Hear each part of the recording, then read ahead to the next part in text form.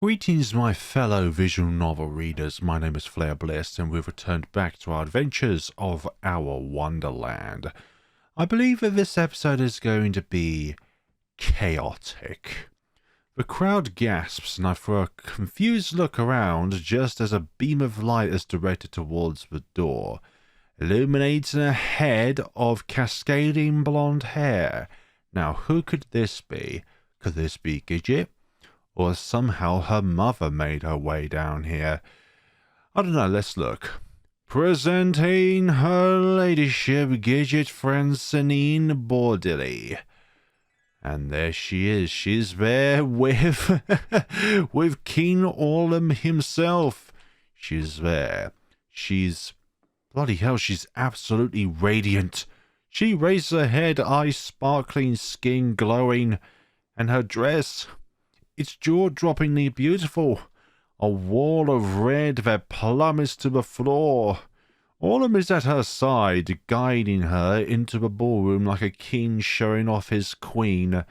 And Gidget, she glides along like a veritable goddess that's just descended from heaven, throwing gentle smiles at the oohing crowd of each step. Hey, Ma! Am I feminine enough now? For the umpteenth time today, I find myself at a loss of words, and a strange tingling warmth is running wild up and down my spine, my legs, my chest, my no. They approach us, the spotlight following them the entire way. Until, with a little spin, Gidget detaches herself from Orlam and steps towards me, her hand outstretched. My turn? I step away from Genzu, take her hand. How can I resist the invitation of such a lovely lady? Genzu falls back silently. Then the music starts anew. A brilliant, gorgeous piece that seems to rattle the rafters as it soars towards the sky.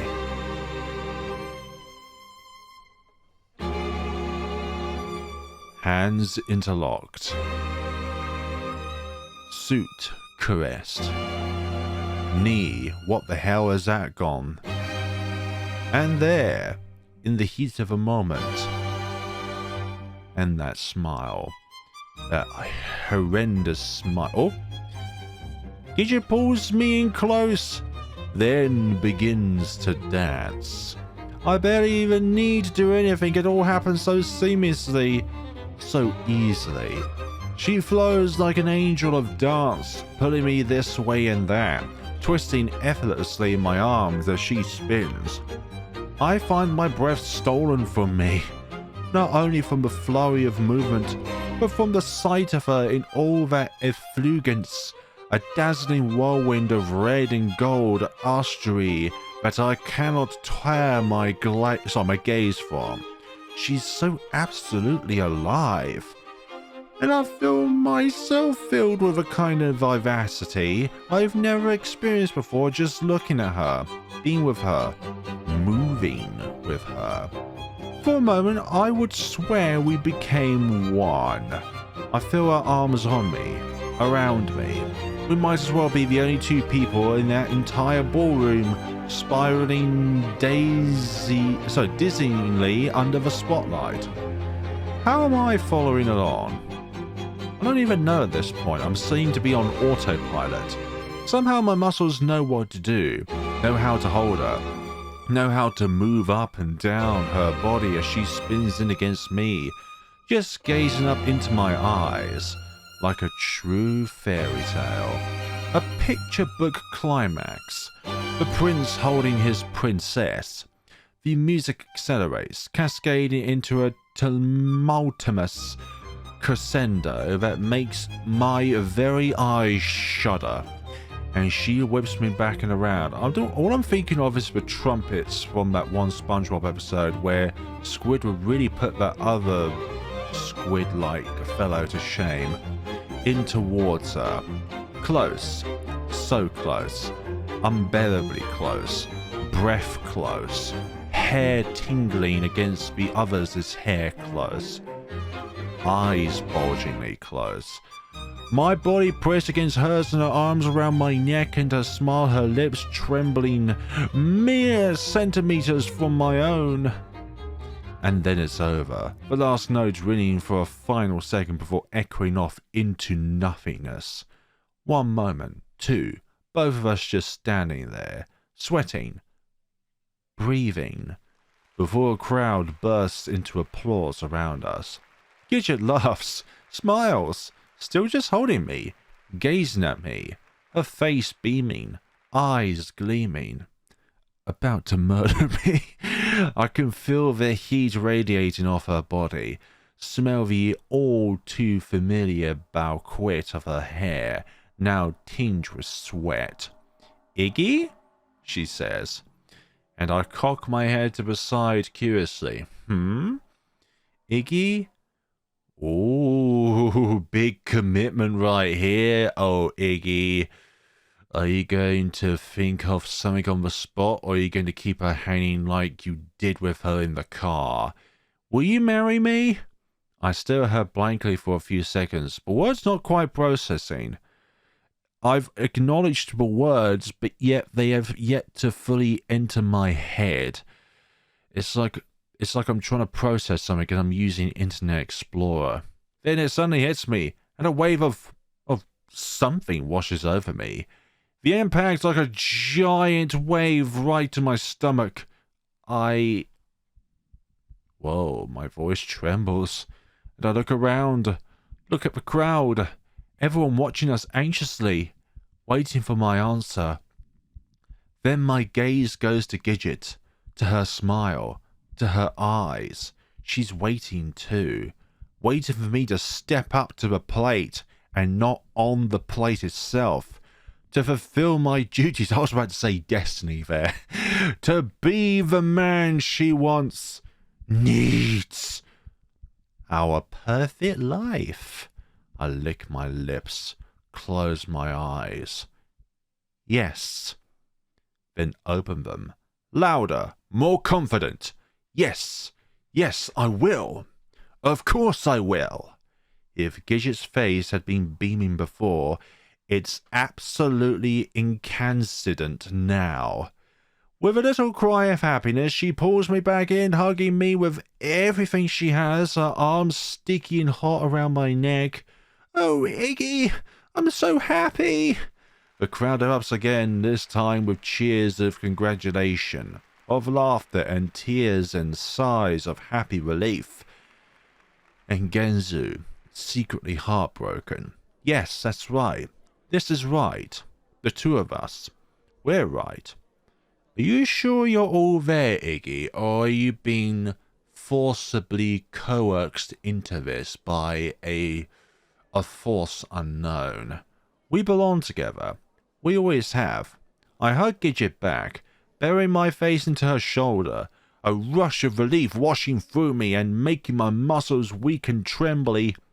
I am, too, I say against her cheek, just holding her, being held, my own cocoon of belonging. When I glance up and look out into the crowd, I see Genzu and Orlum, who are both also proposing to each other. No, they wouldn't. Oh, hi there. Genzu's just staring at me. He looks defeated, actually. It's almost like Genzu wanted Iggy to be by his side instead. A look I've never seen before on his face. Orlum has his arm around Genzu's shoulder. He leans in and whispers something, imp-like smile practically brushing against Genzu's ear. But then Gidget pulls away, yanking me from my thoughts. I can see the glimmer of tears in her eyes as she lets out a plague me chuckle. We're gonna be so happy together. Yes. I pull her in close against my side as members of the crowd begin to approach, words of congratulation and adoration on their lips. Yes, we are. But is that really what you really want from the center of your heart, Iggy? Or were you put on the spot and you were forced to make a decision then and there? We spend a while making the rounds after that, and I actually enjoy myself for once. I'm not usually one to relish in that kind of attention, but the adrenaline and alcohol running through my veins after everything that's happened apparently takes control, feeds me courage. Talking to people, laughing with Gidget, dancing with Gidget. An hour or so in, however, my nerves are starting to calm down, and the social exhaustion catches up with me. I'm no longer able to follow along with the conversations, and everything feels just a little bit too loud, too bright, too all in my face and happening all at once and all around me. I pulled Gidget to the side after an especially long conversation with a trio of bearded gentlemen. Was I one of those bearded gentlemen? Because I sure do love wielding a lovely looking beard. Feel like I'm starting to fade. You mind if I call it a night? Need some quiet... Gidget glances up from her champagne. Oh, of course, anything for you. Her lips curl upwards and she leans in to give me a quick peck on the cheek. I'm going to stay a bit longer. Still some people I want to talk to. We will reciprocate the occasion by giving one of our own. Of course, right. Then, in an act that surprises even me, I lean forward to return the kiss with all the shy bashfulness of a girl confessing to her first crush. Have a nice night. My gaze shoots groundward. Gidget's cheeks turn a delightful shade of pink. Yeah, the word delightful there being the cherry of the sentence there. You too, Iggy? Her lips curl into a smile. Sleep well. What kind of curl are they arced into? I then proceed to turn on my heels with a stiff about face and make a beeline towards the exit. God, I need to get out of this place. My whole body feels like it's burning. Then I'm walking towards the exit. About halfway there, though, I realise I don't actually know where to go or what to do. I look around for Orlum, but he's nowhere to be found. And likewise Genzu as well. In fact, I realise I haven't seen him for quite a while now. Genzu too. I do a final sweep of the rooms with my eyes, thinking maybe I've just missed him, but no, there's no sign of him anywhere. That's not worrying whatsoever, isn't it? Especially from our previous encounters with Genzu and Orlum in this castle. I chew on my bottom lip with a little hum. It's actually our first time we chewed on anything in this arc. Usually it's our cheeks, but that's been a rarity here. Then renew my trek towards the door, where I ask one of the attendants if there's a room or something available for me. Of course, right this way, sir. The attendant bows and leads me outside. Thank God. I'm guided up multiple flights of stairs, fatigue pressing on me with greater weight with each subsequent landing. Finally, we turn down a hallway lined with ornately carved doors. He opens the second one on the left and beckons me inside. It's delightfully dim inside, nothing but a fluttering candelabra on the bedside table to light the room. And quiet too. I can feel my chest start to unclench already. That wonderful silence. It wraps itself around me like a warm blanket. And soon you come to the sudden realization that you said yes to Gidget's marriage proposal. We've prepared night clothes for you on the bed, sir. And if you need anything during the night, simply ring this bell. The attendant gestures towards a small brass bell hanging on the wall by the door. Oh, thank you, I say clumsily before the attendant bows and walks back out, leaving me alone. Ah, the sweet serenity of isolation. That is the only way in which I can do a video recording. I take a short jaunt around the room to get my feel of the place, ending up at the bed, where I find a set of blue pajamas awaiting me. I wonder if there are any other sets of clothes in here, with the anticipation that the attendants might know that Gidget and Iggy are somewhat together. Wonderful. Or maybe not even, actually. I slip and I'm anxious to get out of the claustrophobic cage of my suit. Yeah, suits look nice, but do they feel nice? That is another question. Then crawl into the bed, loving the way the soft sheets fold around me like a quiet. Wonderful quiet. I stare up at the ceiling, just breathing it in. Tonight.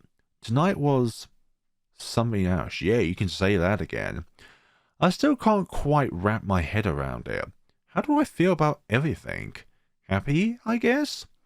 I'd gone through a whole whirlwind of different emotions throughout the evening, but now I think I can say with certainty that the lingering feeling of is happiness. Hopefulness. Yes, things definitely feel right. Are you sure that this is not just a facade for what is to come?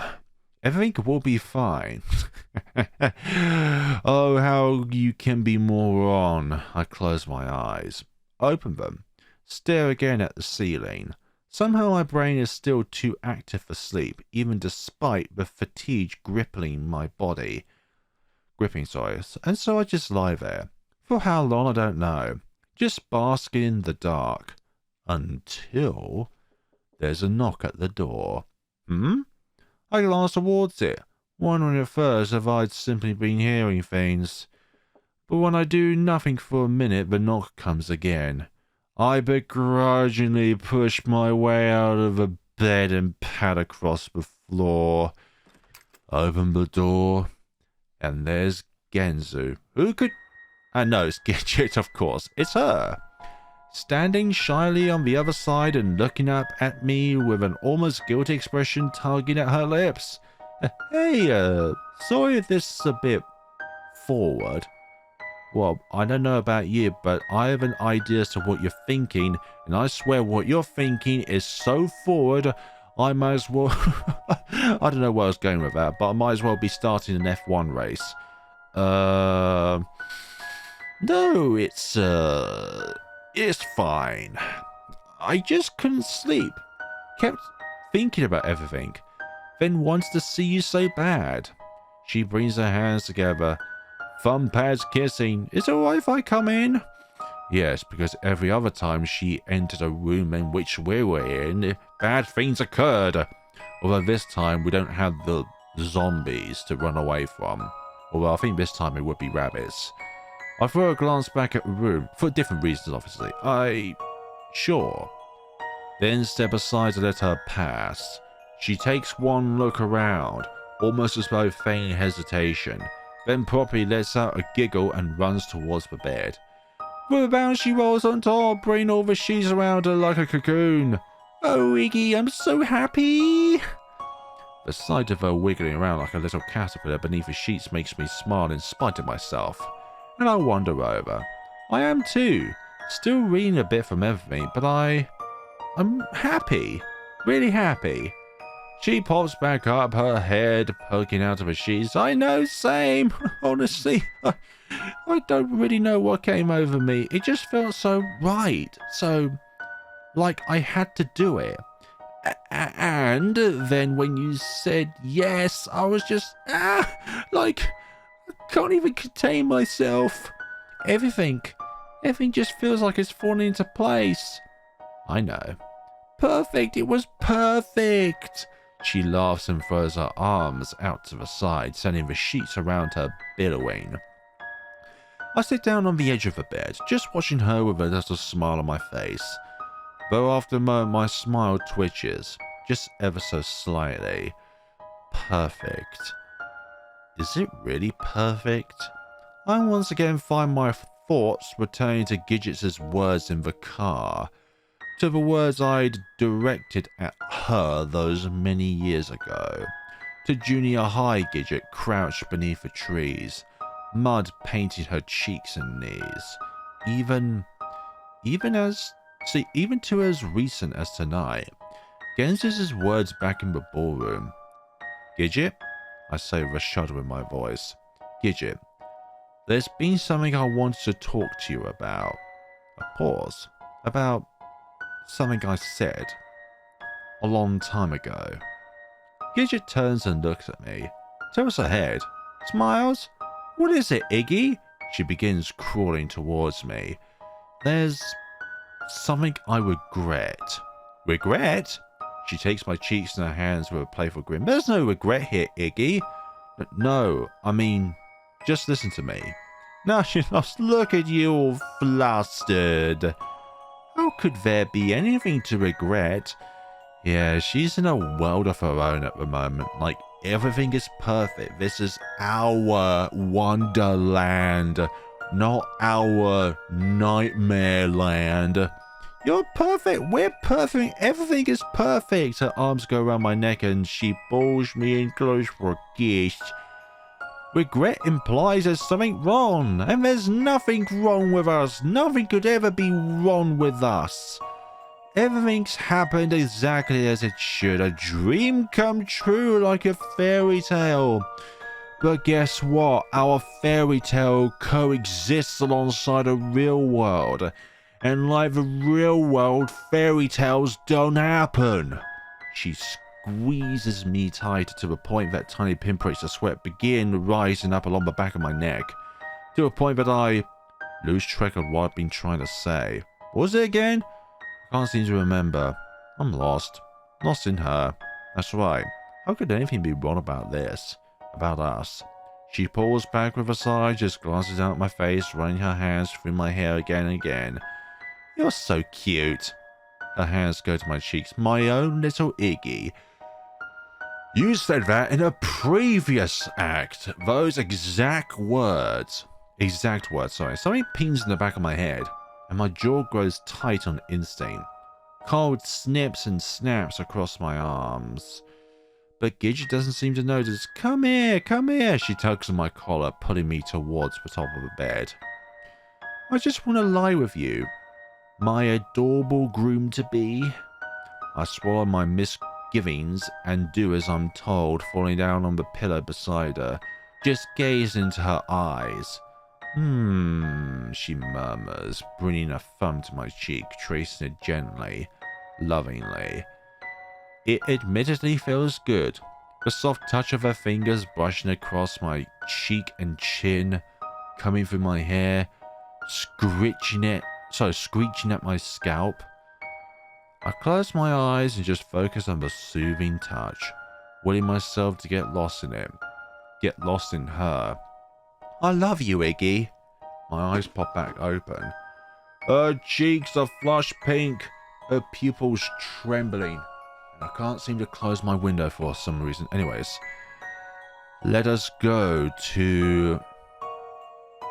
No, we're going to go towards the other path. Do I? Of course I do. How could I not? This is the path I'm on. This is what will make her happy and not try to kill me again. Isn't it? My lips part. I love you too. Just saying the word brings a heat to my neck and face. Sorry, but it feels good. A good heat. A comforting heat. Gidget's face softens, and I swear I can see the glimmer of tears in her eyes. I've wanted to hear you say that for so long. She leans in towards me, our nose practically touching. I'll do everything to make you happy, Iggy. Then she kisses me again. Damn. But from the start I can tell that this one is different. How is this one different? And why is the music stopped? Music stopping when it's calm is not usually a good sign. A strange sense of forcefulness to it, as though searching for something, needing something, craving something, desiring something. I fight back the alarm bells that start ringing in my head. No, this is fine. It's fine. You're fine. You're fine. But this last one is more of an order to myself than an observation. Her lips feed on me, deeper, moving and sliding, becoming something French. And I can feel... Okay, I predicted that one. It's inside before I even realize it's there, seeking me out, lapping at my insides. Then her hands find mine. They pull me towards her chest. And with a start, I realize she already has her nightgown undone. She clutches my hands. Oh my goodness sakes, this is very, very intimate. And my fingers sink into the skin. It all happens so fast, I have no idea on how to process it all. So fast I can't keep up. My head beating and beating. Cold, sticky tendrils racing up my spine. I want you to feel me, Iggy. These parts that are just for you. I can barely hear over the sound of my racing heart. I've always hated them, but I need to for her. I know that you like them. I need to be what she needs. They're yours, Iggy. I clench my eyes shut, then begin kneading the skin with my fingers. She moans against my lips, gasps. That feels so good. The sound, her words, all they do is send more and more chills up and down my arms. It's almost like Iggy's brain is divided in two at this point, with the the automatonic, robotic forcefulness being at the forefront of this, and the alarm bells of Iggy, get yourself out of this. This is not going to do you any good, is at the very back. Her eyes narrow impishly. The things I'd love to do to you. She grins as she bites down on my lip. My cute little rabbit. Her hands are roving across my chest now. But we have plenty of time. All the time in the world. And tonight is just for you. Oh, she follows with her mouth, letting her lips trace down my neck, tickling my collar. Wait, where did she disappear off to? Did she disappear off screen or down south? Oh, she pushes up my shirt so she can return her tongue to my chest, begging and begging with her mouth. Damn. Damn. I grip my teeth together. Keep it together, Iggy. Keep it together, Iggy. This is what you signed up for. Yes, this is what you signed up for in your apparent contract when you came to Our Wonderland. This is not just your Wonderland. This is your Wonderland to share. And for so, as much as somebody else wants to do to you of what you want to do to them, then you shall confess to each and every single sin the moment you said yes. Now, you have a duty to fulfill. She wanders lower, that is where I fought. Now her fingers on the elastic of my pajama bottoms. I can feel her tug them down, feel the cold air hit my skin. I bring my hands to my face, clutching my eyes. I can't look, won't look. My chest, is so tight I can't breathe. And my whole body is starting to shake.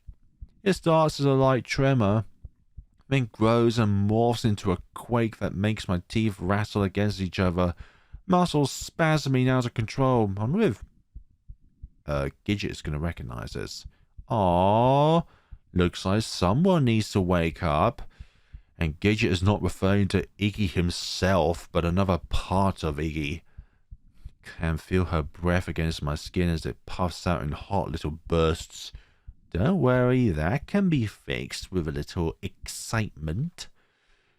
Gidget, stop! Oh, it comes out before I can stop it. A shout from the base of my lungs that comes tumbling out between my clattering teeth. It's quite a moment. Then, I feel her pull back, which is enough for me. I grab the sides of my pants and pull them back up in a half-frenzied tug, cutting on myself in the process. What's wrong? Did I do something wrong? I don't miss the tiny tremble in her voice. No, it's not you at all. It's me. What do you mean? She pushed herself up onto her elbow, looking at me curiously. My throat feels unbelievably tight. And I can't look at her. Can't face her. I keep my head ducked, gaze points at my curled toes. I should have told you earlier. I tried. I really did. Another breath. I try to swallow, and the spit gets stuck in my throat. But like, those things, those interactions, they make me really uncomfortable. She's quiet. Deathly quiet, which is BAD. Wait, you don't like that? No. I can already feel the build-up of shame in my belly. It crawls up over me like a cold, wet blanket. No. I don't mind the hugs. Don't mind the kisses. But I have a line where I've drawn, and you try to cross it. More silence. This was honestly the closest I've ever gotten before. Maybe it will get better. Maybe it'll go away. I don't know. Maybe I just need more time. You keep saying that you need more time, but this is an individualistic case for everyone. We all need a certain amount of time to be able to process and accept something. You couldn't have told me this sooner? Maybe if you would not always interfere and think that everything is perfect, then maybe I could have spotted this out to you sooner. The abrupt tone of her voice catches me off guard. It sends a shiver up my spine, and I finally look up, seeing her peering down at me blankly. I tried to, but... Gidget brings her fingers to her temples, massaging them in frustration. How the hell is that supposed to work then, huh? We can't have a family? Is that what you're telling me? So, you do have expectations of me. And what about my needs? Are they just thrown out the window? Is that it? What? No, Oh dear, this is where things are going to get dark. I sit up, shaky arms pressed into the cushion of the mattress. My eyes are quickly knotting themselves into painful snarls of nausea. We can figure things out. I know we can. We can find a way to make sure we're both happy, you know? There's definitely ways. As long as we both love each other, we can make it work. We can make it work? How? I can't even do that to you. I can't even lie with the man I love. I'm just going to have to live like a nun for the rest of my life. She rubs her eyes, palms stretching the skin of her cheeks. This can't be happening. This can't be happening. Why is this happening? I don't really know who she's talking to at this point. But I try reaching a shaky hand towards her shoulder. Gidget, please, we... And after everything I've done to be perfect for you, so you'd want me, that was apparently all pointless, huh? You'll never want me anyway, huh? Wow, what a shocker. You sure know how to make a girl feel special, Iggy. Gidget, stop it. It's not like that.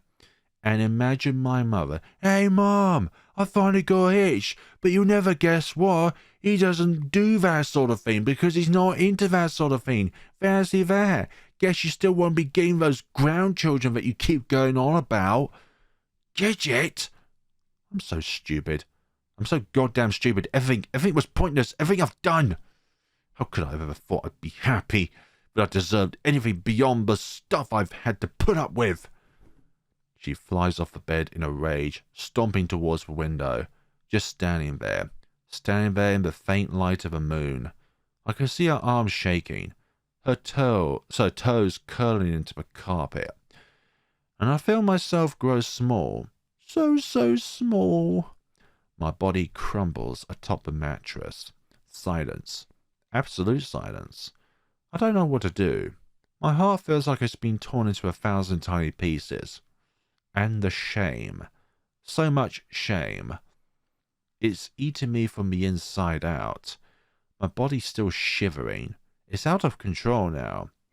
And when I curl my arms around my chest, I feel goosebumps up and down my skin. I will the energy to climb back under the covers.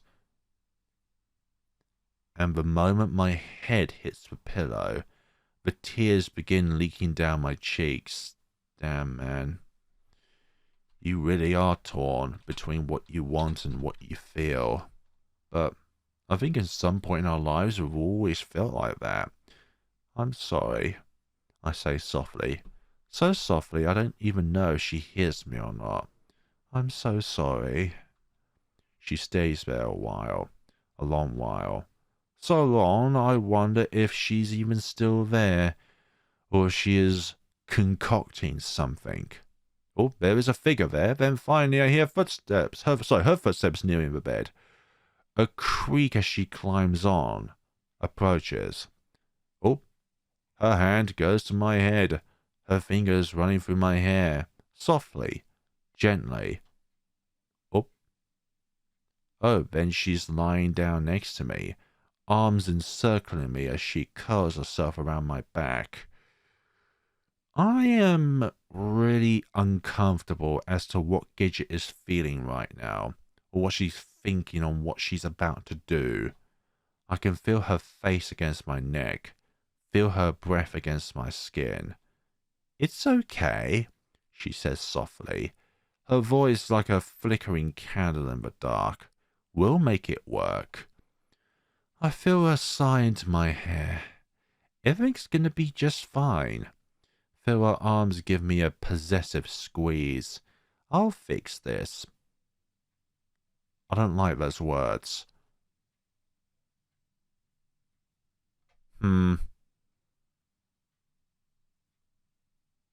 This game is really good at keeping you on your toes. Just saying that. Oh! The next time I open my eyes this morning and sun is pouring in from the window to paint warm squares of light across the sheets. But are you chained up or are you free? That's the next question. I've left a nice patch of drool on the pillow, and a thin layer of crust has built up in the corners of my eyes, particularly one that's closest to the pillow because that's how gravity works. I blink, yawn, roll over to my other side. Gidget is still asleep next to me. She's on her back, face pointed at the ceiling and jaw slack. Thin, whistling snores punctuate her breaths. I smile, then frown. Last night, the gurgle of nausea returns to my belly, and I have to clench my eyes shut to ward it off. I try not to think about it. Everything will be fine. It'll work out. I have to hope that. Keeping my thoughts trained on anything but that is liable to send my mind down a dark path I won't soon return from, sorry. So instead I reach over and gently take Gidget's hand in mine, softly intertwining my fingers in hers. She gives a little snort in her sleep, but otherwise doesn't move. I smile and let my eyes flutter closed. Maybe I'll sleep just a little bit more. Maybe you'll come to regret that. I'm given all of 2 minutes before the sound of approaching footsteps catches my attention. And not just any footsteps. Fast footsteps. And strangely crisp? Like someone is slapping the floor or running barefoot. The door slams open. I sit up with a start, my heart leaping up somewhere near my voice box. And next to me, Gidget groans with a wince of her brows. It's Cecil. Hello there. Were you looking for your mistress? And looking altogether nothing like the smoothly pressed, unflippable Cecil I've become too familiar with over the past 48 hours or so. He's wearing nothing but his boxers and his normally slicked down hair it's a flurried mess of curls. Cecil? Gidget pushed herself up on her elbows, brows raised in confusion. There you are. Cecil wipes at his forehead. I woke up late and ran to your room, but you weren't there, and I admit I may have panicked slightly. When he sees the two of us just staring at him, it seems to finally register what he must look like, because his gaze drops to his appearance and he instantly straightens. Apologies, madam. I appear to be a bit out of sorts. Gidget rests her chin in her hand with a little wink. It's okay, Cecile. It looks like you had fun. This seems to only increase his discomfort, and he promptly drops his gaze. I'm told to inform you that breakfast is served in the kitchen whenever you're ready. That sounds great. Thank you so much. It'll take us a bit to get ready, though, so feel free to go and make yourself presentable. Gidget's having a hard time holding in her laughter. Thank you, madam. Cecile gives one bow and another, then ducks out the door. I hear the sound of his bare feet padding away from the door. Talk about a jump start to your morning. Shall we get ready then? She looks back to herself. No sign of the burst of anger from last night. I'm sure it's still brewing in there somewhere, and her eyes still soften when she looks at me. This assuages the lingering anxiety I haven't even realized had still been playing cat's cradle with my ribs. Sounds good. It doesn't take us too long to get ready. Gidget heads back to her room for a change of clothes, and I find my own clothes freshly cleaned and pressed on one of the chairs. Interesting. But I pay the strangeness of it no mind, instead slipping them on with all the grace of a half-dozing sloth. I hope there'll be coffee for us, and it better be free as well. When I open the door to step out into the hallway, I'm greeted by a rabbit attendant. Shall I take you to breakfast, sir? He asks with a bow. Oh, sure. That sounds good. Yeah. Mainly because I don't know where breakfast is. And I'll be very happy if I see Genzu there, honestly, another bow. Then we're on our way. Through the corridors and down the grand staircase, past other attendants cleaning, dusting, and polishing the castle trimmings. I'm reunited with Gidget and Cecile in front of a large set of double doors. Gidget gives me a little once-over before her eyes stop halfway up my frame. She lets out a giggle, and I look down to see my fly wide open. For goodness sakes. Cheeks burn, I quickly zip up my front. This is already shaping up to be a great day. This way, please. The nearest attendant ushers us along, then opens the door to reveal a grand dining hall with long tables stretched across its center. The table is already piled high with food, eggs, toast, meats and cheeses, bowls and bowls of fruit. My eyes practically bug out of my head as my stomach gives an unsightly growl.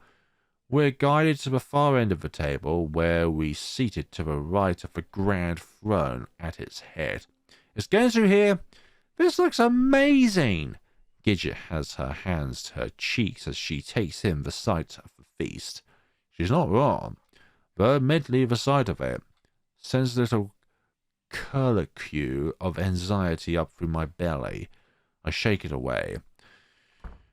Right as the far door bursts open, sending me half out of my chair in surprise. My dear friend, so good to see you alive and well on this fine morn. Autumn waltzes in, arms outstretched as though about to make some sort of proclamation. I trust you both slept well. I can never trust a man with a curl like that on his smile. Oh, yes, very well, thank you. Everything was just lovely. No. Autumn sidles over, hands clasped behind his back, and poop-eating grin practically engulfing his face. He passed by Cecile standing against the back wall, and I don't miss the little smirk he shoots him. Cecile straightens up with a cough. Wonderful, wonderful, yes. Autumn slides into the throne, lounging back into the pillows, then grabs a glass from the table and raises it in the air. One of the attendants rushes over to fill it up with juice. Where's Genzu? I like to make sure my guests are well taken care of. But I'm not going to tell anybody, but one of the other guests are well done. Well, you've certainly outdone yourself with this feast. Gidget reaches forward to grab a muffin from a nearby basket of pastries. Yes, the benefits of staying the night. This would be a new experience for you. Orlum swirls with juice in his glass. Perhaps the invitation has never been enticing enough. Gidget bites down into the muffin in disinterest. And I don't miss the way Orlum's eyes follow her every movement, until they suddenly shift to me. You're being awfully quiet there, Iggy. I straighten up with a start. Me? Orlum tilts his head with an amused grin, tired from the night's activities. Not activities. Not the activities that you're thinking of, anyways. Reach for my glass and promptly down half of my glass of juice. Fortunately, the door in the back opens at this moment, and a rabbit dressed in kitchener wheels in a large cart with more trays of food, their silver lids gleaming in the chandeliers. Ah, perfect. The main course. Genzu. Orlum scratches idly at the underside of his throat, simply watching as the attendant approaches the table. We're each given a steaming plate of food, a gorgeous arrangement of potatoes, eggs, and greens, with a sizzling sausage steak at its center. I am very, very cautious of the sizzling sausage steak. My stomach growls for the second time, and I quickly dig in, taking to it as though I've never eaten... I haven't eaten in days. Smells amazing! Gidget sighs next to me before doing the same. I see her cut off a piece of a steak and bring it to her lips, her cheeks flush pink with joy. I make it 3 or 4 bites in before I notice that Orlum is watching us. He has his chin in his hand, just sitting there, a little smile playing on his face. I pause, and then blink. What is it? Orlum just laughs. Oh, nothing. Just happy you're enjoying your meals, is all. I raise a brow as I bring another bite to my tongue, chewing on it slowly. What, the food or the tongue? As I swallow it, I come to a realization. I look out across the table, at the empty chairs, at the far door, back at Orlum. Where's Genzu? I finally ask. Gidget's head pops up with this. Oh, true, I haven't seen him since last night. Now both of us are looking at Orlum. Ooh. That is an ominous look. Where is Genzu, your majesty? Still just staring at us. Still just smiling. Then, his eyes widen ever so slightly, pupils dilating. And his smile, it spreads and spreads, curling upwards, taking over his whole face. Soon there's only going to be a mouth smiling and no eyes. I see him start to shake before I hear the chuckle. Ooh. It begins as a nasally twitter.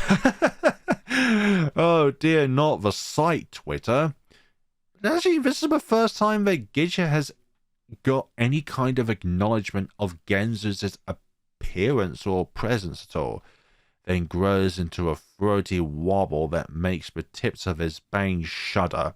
Finally, his head cocks backwards, the guffaws racking his entire body, and he falls back onto the pillows of his throne, hand to his forehead. He laughs and he laughs and he laughs. He laughs as though he can't even control himself. A high-pitched, chipmunk-like series of shrieks that bubbles up from his lungs and echoes throughout the entire hall. Are we eating Genzu? His legs come up, kicking out in fits of delirious ecstasy. This sizzling sausage steak does smell a bit of alcohol after all. His feet slapping against the arm of his throne. Yore! But he can't seem to finish his thought. Tears glimmering in the corners of his eyes as the laughter continues to monopolize his larynx. Then in a shrill squeal that robs the air from my lungs. You're eating him. Foreshadowing, you're eating him.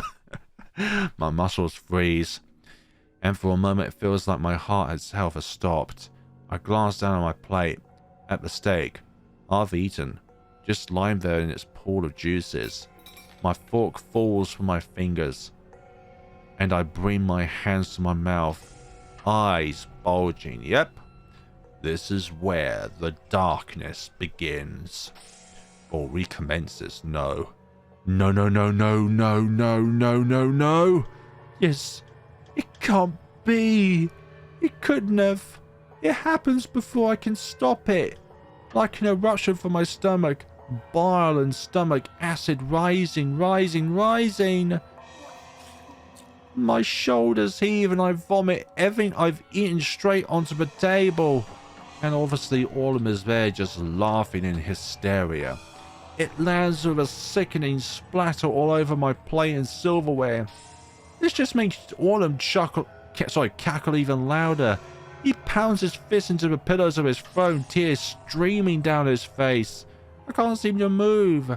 Can't seem to comprehend.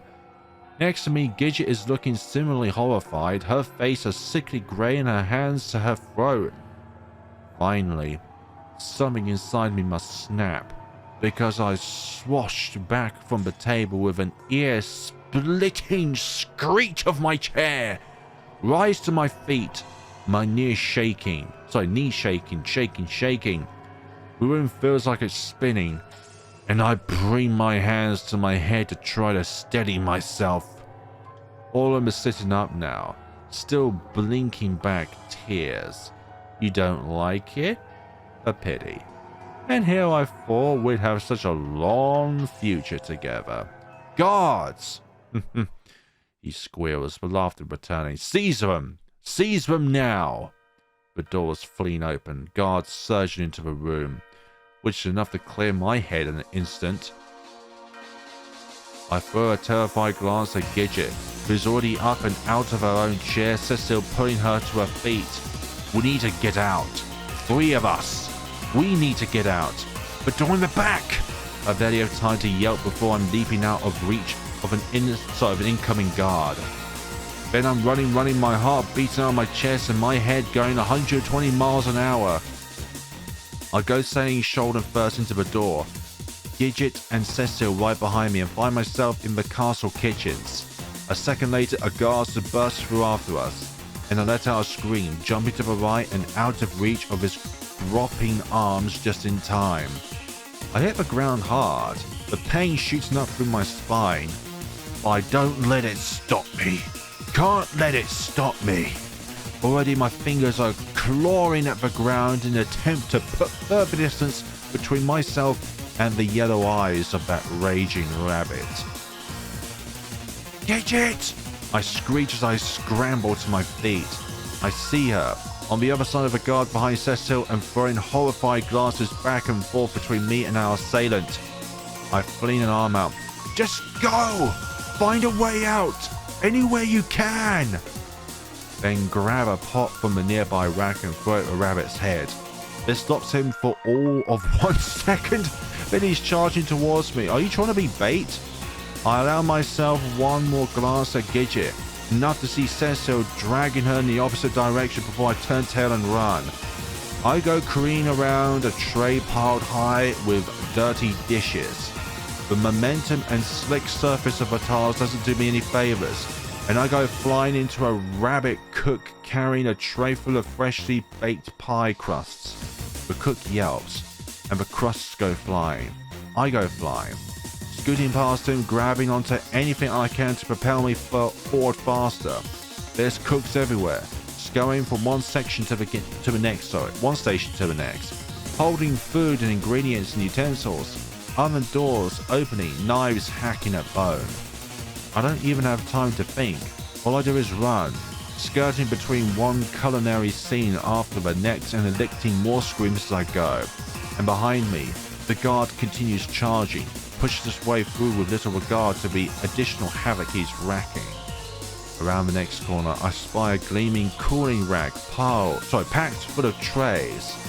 I fling it towards me, giving it a harried, desperate shake and sending the trays toppling out all over the floor in a cacophony of tiny crashes. This draws the attention of the nearby cook armed with a sling of tongs. He shouts something I can't make out before charging forward. and I let out a yelp as I rolled out of the way, crawling around feet, crawling through falling food scraps, scrambling and scurrying across the tile as my heart threatens to beat straight out of my chest. Finally, I see a door ahead of me, and with a final burst of raw adrenaline, I go barreling towards it, bursting out of the other side with such force that I'm nearly sent straight back to the floor. The sudden quiet, sudden calm throws me off guard for a moment. I'm back in a hallway of some sort, a long empty hallway lined with doors.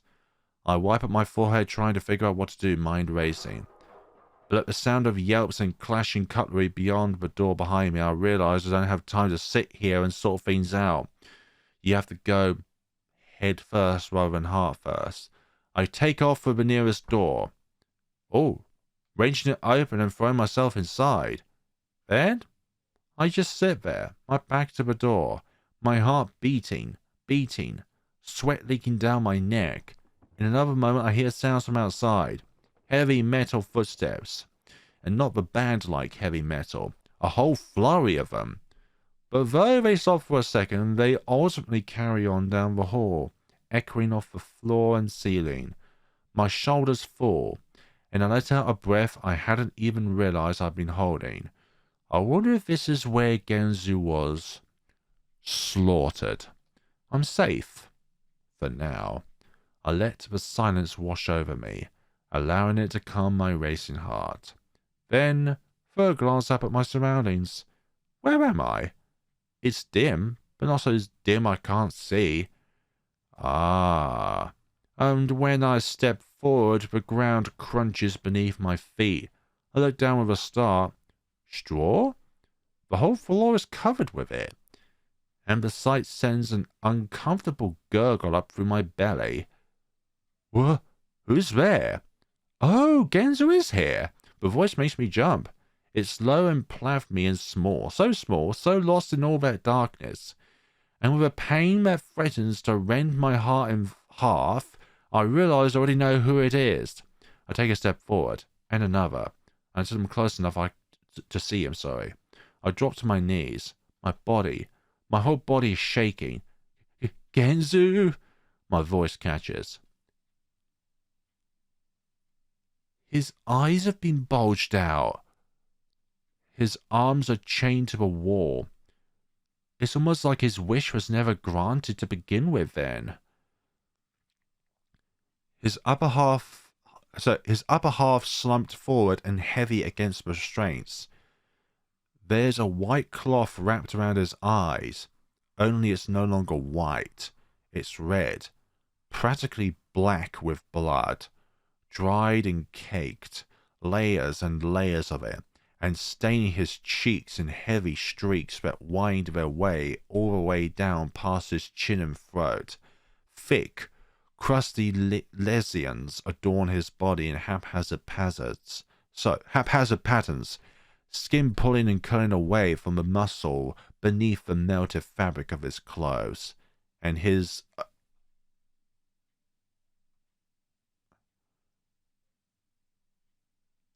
It was his legs we were eating. I bring a hand to my mouth, my fingers trembling. His legs are gone, cut off mid-thigh, stumps capped with bloody bandages, 2 fleshy lumps sinking into the straw. Is that you, Iggs? Something about the way he says it sends tears to my eyes, and I have to clutch my hand to my mouth to stop the wail from leaving my throat. It's me, I say softly once I regain control of my voice. It's me. I bring my hands to his cheeks, thumbs trembling against the skin. Sorry, I never got to congratulate you last night. I clench my teeth together so hard I'm surprised my teeth don't crack. Iggy, if there was ever a time for your anger to re-emerge, it's now. Not against Genzu, though. White, hot heat sears the back of my throat. probably won't be able to throw that bachelor party for you either. Genzu? Oh my, what a tearjerker.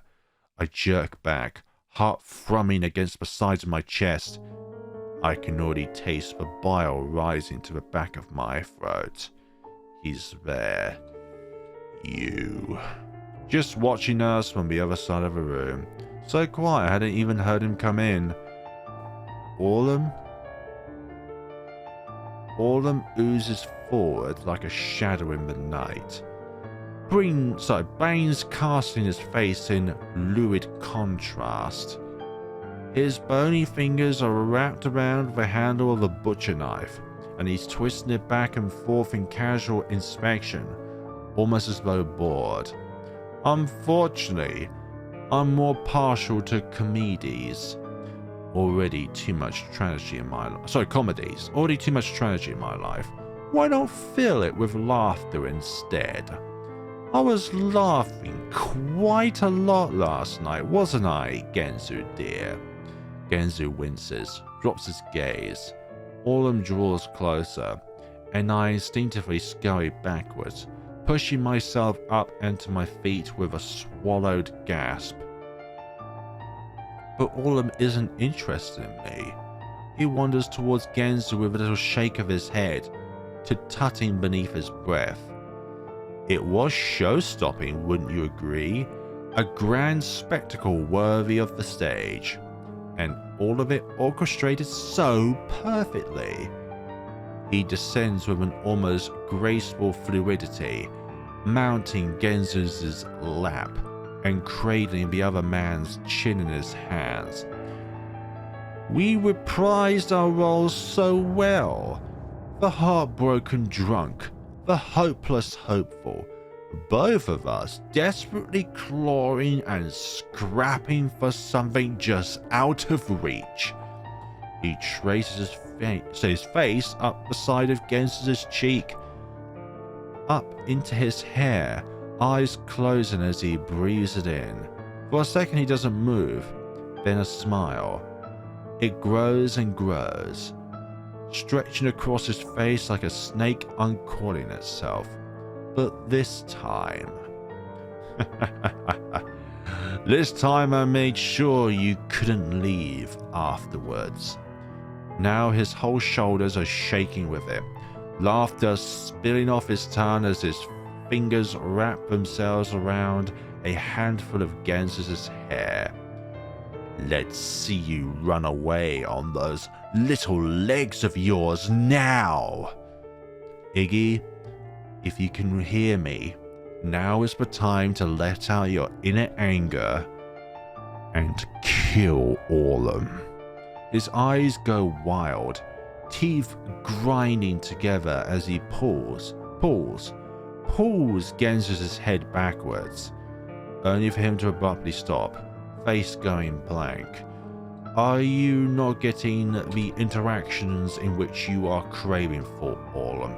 Maybe you shouldn't have plucked out his eyes so you wouldn't see the fear in his eyes anymore. He turns around, looks at me, his eyes dilate, and he smiles. Iggy, Iggy, Iggy. You really have gotten in over your head this time, haven't you? What do you mean by this time? Oblivious little Iggy, who only wants to make everyone happy. But you can't, that's the problem, see? Because our Wonderland doesn't actually exist. There isn't a place where all of us can be happy. He's saying this like that isn't possible. But just as like Steins Gate has foretold us, there is a timeline where everyone can be happy. He spreads his arms in a grand show of pageantry. So, you can try all you like, but the ending will always be the same. Is that what you learned from the previous one? He drops his arms, shakes his head. Just what am I gonna do with you? Then starts towards me. With a panic twist in my heart, I jerk backwards. Back. Don't corner yourself, for goodness sakes! For one thing you don't do as the victim is be cornered by your predator. Back across the straw so fast my feet slip out from under me as I go down hard. But still I keep crawling away, until my back hits the wall and my hands dig into the straw. Breath hot and fast on my lips. All I can do is look up at him as he walks over. The stone wall cold against my back, straw poking against my palms, my arms, my legs, my lips. Everything is shaking. A guttural sense of hopelessness running through my veins. Olam seems nonplussed, unhurried in his approach. He also looks a bit disappointed as well. He's simply standing over me for a moment, eyes lidded in apathy. Oh, before his face twists into a grin. Oh dear. That goddamn grin again? He's on me in a flash, up and in my lap, bony hips pressed against mine as his hands go to my shoulders. Shh. He smiles, sweetly almost, affectionately. It's okay. Look at you. Trembling like a lost kitten, he threads his fingers through my hair, softly combing my curls again and again. We can decide what to do with you together, You'd like that, wouldn't you? I respond with a hic in the back of my throat. A nod. I try to blink back the tears gathering my eyes, but this just sends them down my cheeks instead. The first option is, of course, the standard option. You have been a bit naughty after all, sneaking into my stalls and fraternizing with one of my high security prisoners. High security? You call me just walking into this room high security? He brings the knife up, pushing the flat side of it up against my chin and twisting my head first left, then right. He tilts his head. Such violations would normally be enough to send you straight into the pot. He emphasizes each word by slapping the knife against my cheek, then sits back with a shrug. However, I am nothing if not a benevolent ruler, a humanitarian, you might say. Plus, we do have such a long history together, don't we? Well, you also do have that same kind of thing with Genzu, but guess what you did to him? Now the knife goes to my throat. He traces the tip of it down to the collar of my shirt, tugging it against the fabric. There are other roles you might fill around the castle, places where you could be useful. Then lower, across my chest and carving a shallow groove into the skin that quickly becomes dotted with pinpricks of blood. Of course, I can't let you off that easily, so you will still need to allow me a taste. But from where? Lower, across my belly, where the skin is softer and the knife digs in deeper. Perhaps something you won't miss? Oh, I get where you're coming out from. Poor choice of words there, Flair. The boneless part of the male anatomy. Lower. Cutting a straight line down from my belly button. My breath coming out faster and faster, hyperventilating. That would certainly make our mutual friend jealous, wouldn't it? But that's okay. I've taken over for him. He's a part of me now. Now, I'm the one with the irrelevant witticisms, the crowd-pleasing antics, the dashing sense of disregard for society's rules. There is a line there. Lower. Damn, the entire tip of the knife is sunk inside the skin now. Blood welling up around it like a font. My vision is warping, twisting in and out. Dots dashing across my eyes. What about you, Iggy? What will I get after devouring you, Oh. I can just barely make out the shape of his head dropping, The feel of his tongue against my skin, warm and soft as it laps up the growing puddle of blood. Will everyone love me, Iggy? No, I certainly don't love you. Bloody hell. Ugh, I can't. I feel my eyes start rolling back. You seen Genzu there? Oh, that's not Genzu because that hairstyle's different. And that's when I see it. Something dark behind him, hazy and contorted. A shadow rising up like a beast out of the gloom. Look. Do not look at the shadow. Just keep your eyes on Autumn so that he is perfectly distracted. Leave my fiancé the bloody hell alone. Well, I think that was instantaneous. Gidget screams a deep guttural cry and sinks a pair of kitchen shears straight into the back of Autumn's neck. Autumn's body goes completely wicked against mine. His eyes stretch wide in surprise. I look at him. He looks at me. The tip of the scissors has pierced its way all the way down through the front of his windpipe. Then both of us watch as a bubble of blood forms between his lips, larger and larger before popping across his chin. Oh gosh. Bubbles of blood popping. It forms a gooey wattle of red saliva from his bottom lip that drips down onto my shirt. Gidget yanks the scissors back out. The gush of blood that follows splashes up and onto her hands, face, dress, a brilliant wash of splattered, speckled crimson. If he was wearing your dress from the night before, then the splatters of blood would not be so obvious. It colors the very air red, the smell of it filling my nose and lungs. Goodness sakes, this is like a canvas. Your body is my canvas. Your blood is my paint. And my scissors, my brush. Autumn shudders.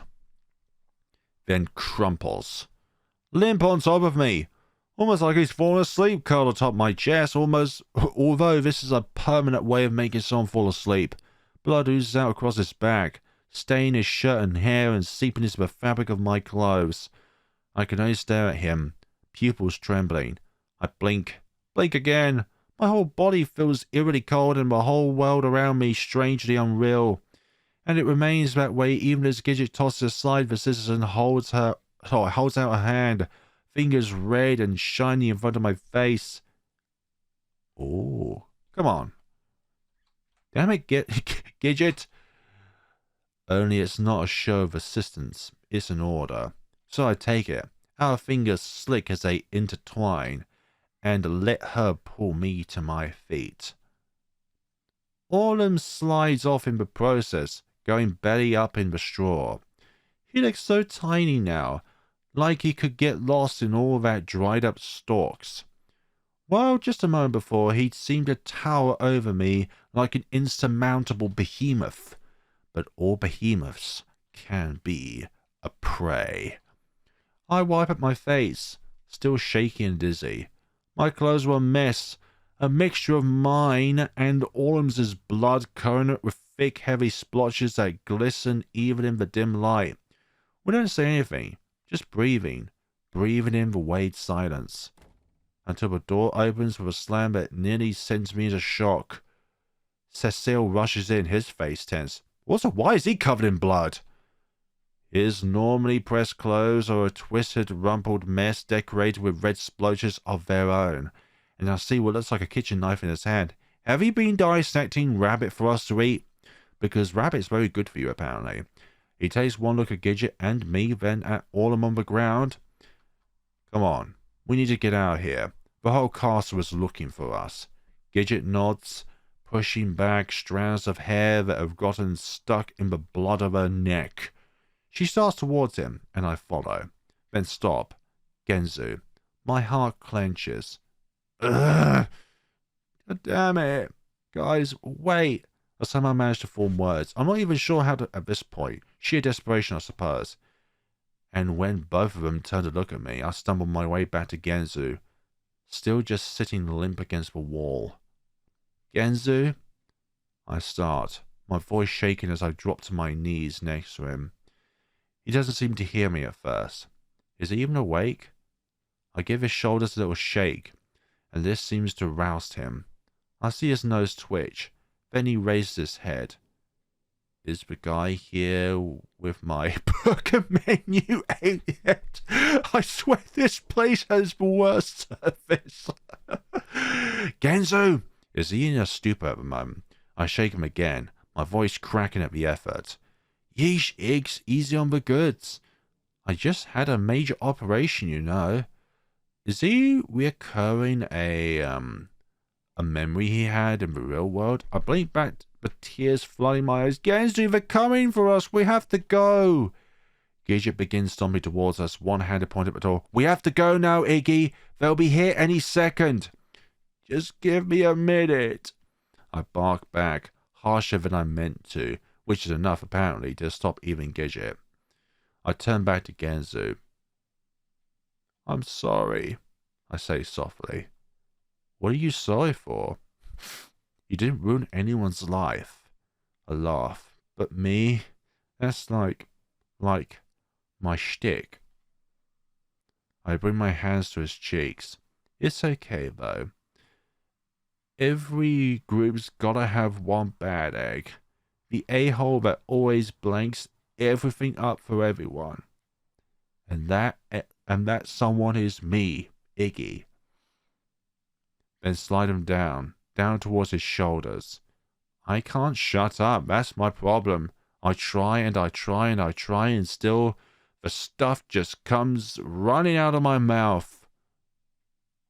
Towards his throat, my thumbs brushing across his Adam's apple. Except when I actually want it to. Then it gets stopped up like my ma on bean night. My fingers are trembling. Even now, with death staring down my throat like a world's biggest cock. I can't say it. I can't goddamn say it, Iggs. It's okay. You don't have to. I know. Then I squeeze.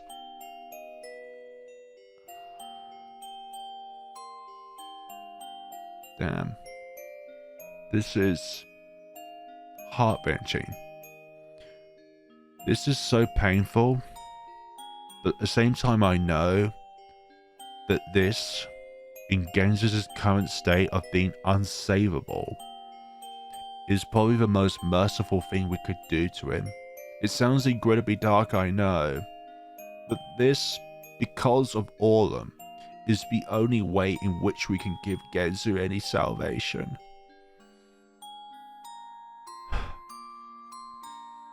A choked, fleshy gasp bursts out past his lips as he jerks against the restraints, and his body goes ramrod stiff, the stumps of his legs kicking out in futile panic. I squeeze and I squeeze, my head shaking, thumbs pushing straight into his larynx. I don't know where the bloody hell that is. Until I realise with dread that my lack of strength against the width of his neck is going to make this impossible.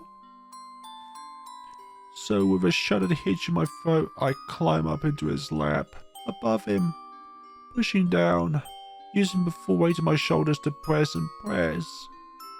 Still gurgling and spluttering, still spasming beneath me. And it takes everything I have to keep my balance.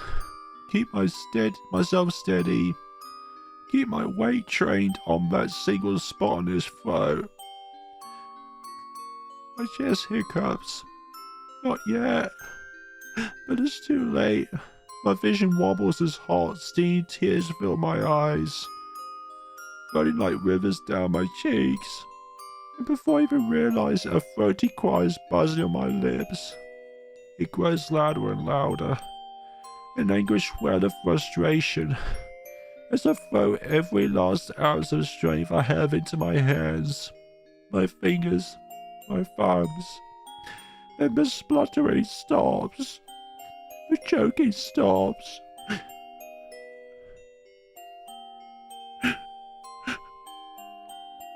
I feel Genzo's body give one last shudder, one last kick.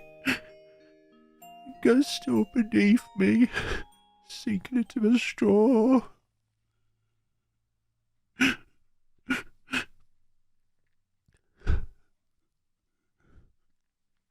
God damn it, a near 30-year-old man crying over a visual novel.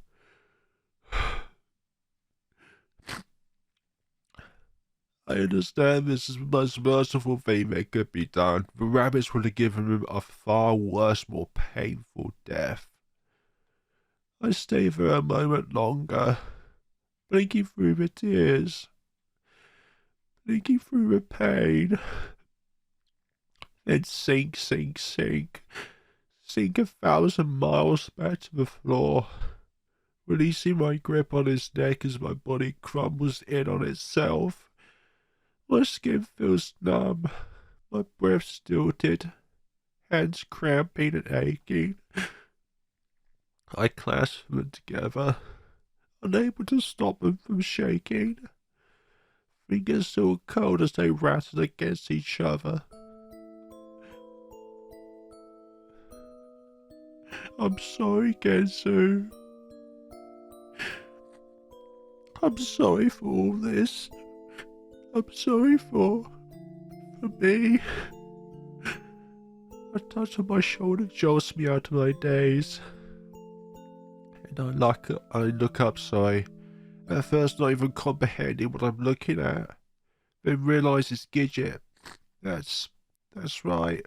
We need to get out of here. We're in danger. We need to leave. She holds her hand out and I take it, stumbling over my feet but moving. Out of the stall. Back into the hallway. Running. Racing. Everything is passing by so quickly. Flashes of gold and red. I try to stay focused on Gidget's feet as I run, mimicking her hurried steps. The only thing I can latch onto to keep myself pressing forward as everything else bends and twists around me. A flurry of movement to the left. Guards. A whole battalion of them. Cecil shouts something and leads us to the right, down another hallway, past window after window, in and out of the cascading sunlight. It's so loud now, a thunderous cacophony in my head, stampeding footsteps echoing off the walls. Just as we're round another corner, a door to our left flings wide open and a guard comes charging at us. Great. He grabs Gidget by the throat and slams her against the wall. I find myself rooted to the spot, frozen, unable to do so much as scream. Well, across from me, Cecil already has his knife raised and is flying at the rabbit. Mistress! He leaps straight onto the rabbit's back, yanking back on his ears and stabbing the knife again and again into the exposed area of the rabbit's neck. The rabbit screeches and releases Gidget, who stumbles away with her hand to her throat. Damn. Run, mistress! Cecil shouts right before the rabbit grabs him by his hair and flings him to the floor with a horrific crack. Cecil! Gidget shrieks, but somehow this spurs me into action. And finally I'm moving forward, grabbing her wrist, pulling her after me as I run. Plummet down the hallway, streaking across the carpet. There's a door, just up ahead. I throw a quick glance but backwards just in time to see the rabbit bring his giant iron boot down on Cecil's head. Damn it! Enough with the sacrifices! Gidget lets out a wail, and I wrench my head forward. Keep moving. I go flying to the door, shoving it open, lurching out, putting my sluggish legs out into the open air of the castle gardens. Damn, we're out. And there's only the two of us. But we can't stop here. I keep sprinting, past the brushes and trees and fountains, past the towering castle walls, past the bridge and the moats and the path cutting back towards the village. I shift left and start towards the distant trees. away from the castle, away from civilization, away from any chance of running into more guards. I can hear Gidget's breath behind me, coming out in short, ragged bursts as her feet pound against the ground. So if you can't hear me at times, I'm literally trying to wipe away tears. Once we're near the trees and there's still no sign of any guards behind us, I begin to slow down. Slower, slower, easing off into the trees, until we're walking, stumbling, tripping over rocks, branches, each other as we clutch at the tree bark for balance. Finally we stop completely, hands to our knees, coughing and wheezing and gasping. I can taste blood in the back of my throat, on my tongue, and my lungs. My lungs feel like they're on fire, like I'm breathing through a straw. I lean against an overhead branch, clenching my eyes shut as I focus simply on sucking oxygen up and into my lungs in great greedy gobfuls. Once my body starts to calm back down and my head is longer spinning, I throw a glance at Gidget. She's just standing there, her gaze pointed at the ground, one hand clenched to her chest, her face dark. But when she sees me looking at her, she smiles. A sad smile, but a smile nonetheless. We don't say anything, simply grabbing each other's hands and renewing our forward trek.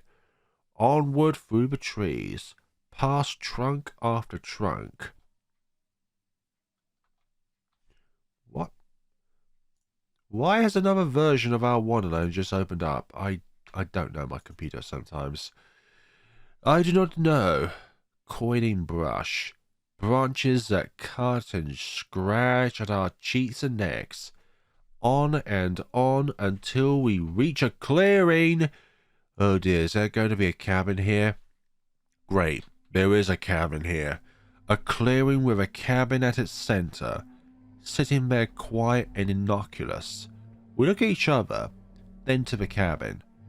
There's something about it that draws me in, like a string leading straight to the door. Gidget must feel it too, because without saying anything, we both start towards it, answering the tug, allowing it to guide us forward. I don't even bother knocking. I open the door, walk inside. It's warm and strangely comforting. There's even something cooking atop the stove, filling the air with a delightfully sweet scent. Isn't this lovely? Gidget finally says, breaking the silence. A little cabin out in the woods. She brings her hands to her cheeks, taking in the cozy ambience of the wooded interior. It is nice. I scratch at the back of my neck. Everything seems so familiar somehow. I look around, my gaze jumping from the stove, to the table, to the bed. Something about the bed sends my insides into a twist, and I shake my head to clear my thoughts, jerking away. Gidget turns her gaze back to me, and she seems to notice my current state for the first time. Oh, Iggy? Let me get you cleaned up, okay? She takes my hand softly, gently, leading me to one of the chairs at the table. Once she has me seated, she wanders over to the little kitchen area and fetches a bucket, already filled with water and a rag from off a nearby rack. Then she slides into the seat across from me and dates the rag into the water. Here. She starts on my face, simply running the wet rag across my cheeks and chin, pressing it against my brow. We both unfortunately have the taste of someone else's blood in our conscience now. Gidget with Orlum and us with Genzu begrudgingly. One was done out of a necessity for our own survival, and the other to unfortunately put someone else out of their slowly declining state. It feels wonderfully cool, wonderfully calming, and I lean into her touch, needing it, craving it. She moves on to my chest, lifting my shirt up to let the cooling fabric slide across the bloody slit bisecting me up the middle. She's delightfully gentle in her ministrations, soft, tender pats that sting at first, then give way to easing coolness. My poor little rabbit. My lips tremble as she observes the damage. What did he do to you? She's extra careful around my belly, where the blade had gone in deepest, and she wets the rag again and again, simply holding it against the wound rather than actively wiping, until the caked-on blood finally starts to loosen and blot away. Once finished, she fetches another rag and instructs me to hold it against my belly for a few moments so it can start to clot. I'll make some tea for you while we wait. You'd like that, wouldn't you? A little tea to heal the spirit? She smiles and hisses the top of my head before wandering back over to the kitchen area, where she begins scrounging around for shelves. It feels like we're just a third wheel at the moment, the second one being, well, the environment at hand, because we're not saying a single word. I watch her a moment, then let my gaze fall. I lean forward on the table with my chin in my hand, just breathing, taking it all in. At this point, I'm still trying to keep my mind clear. It's really hard to with what's just transpired. Yes, don't think about it yet. Don't let your mind wander to it yet. You need to keep it together. And you won't if you succumb to your thoughts, succumb to the pain. I press my lips together. Let my eyes flutter closed. I must almost fall asleep because when Gidget places a small mug of tea next to me, it jerks me backwards with a start. She giggles softly. Here you are. Then sinks back down across from me, another mug in her own hands. The tea smells amazing. Warm tendrils of sweetness curling up inside my nasal cavity as I breathe it in. And when I wrap my hands around the mug, I feel the heat travel up and across my arms. A comforting warmth. Thank you.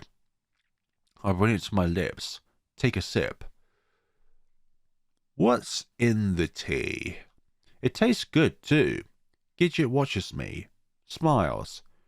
She tilts her head. This is nice, isn't it? Just the two of us, enjoying a little moment like this. I see a tiny touch of pink rise to her cheeks. It feels very domestic, somehow. It does, doesn't it? I take another sip. I can feel the liquid filter down into my belly, warming me up from the inside. After everything that happened, I got a bit worried, but I think things will turn out just fine. How can you say that when your right-hand man, Cecil, is probably dead, and our friend Genzu is dead?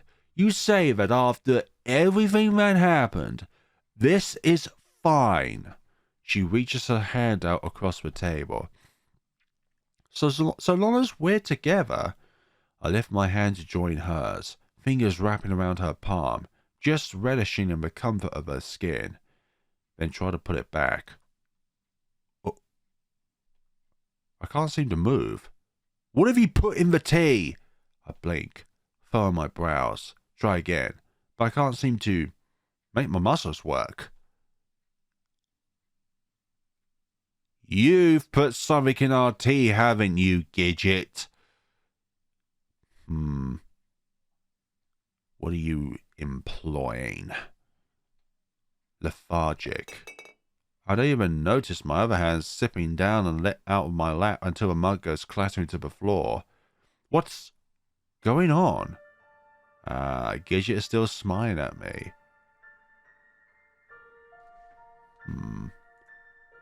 I see her stand up. Place my hands gently back in my lap. Don't worry, Iggy. Everything's going to be fine. Yes, you say everything is fine. I open my mouth to respond, but can't seem to form any words. Instead, my jaw simply goes slack. I'm going to fix you. Wait, what? What's going on? Everything's happening too fast and my brain can't keep up. I let out a little moan as I try to say something, my tongue like a limp worm in my mouth. It's the only way, Iggy. Her face goes suddenly stern, and she stomps her foot to the ground with such force that it makes the windows rattle. You see, I just couldn't figure it out. I thought and I thought. Why would this place do that? Why would it give me everything I want? Make it so perfect, but then stop short right at the end? It was making me crazy, Iggy. Why would it do that? After everything I've done? She goes quiet for a moment, eyes dark, before her mouth twitches. But then, I figured it out. Her eyes are different. Her eyes wide, pupils shrunk. And this time, there is no escape for us. And she's giggling. Giggling. She brings her hands to her cheeks. It was a test. A challenge. This place is testing me. It can't just give me everything. I need to prove myself. Prove I'm worthy of the ultimate life. It would be too easy otherwise. We can't just simply have everything given to us on a silver platter after all.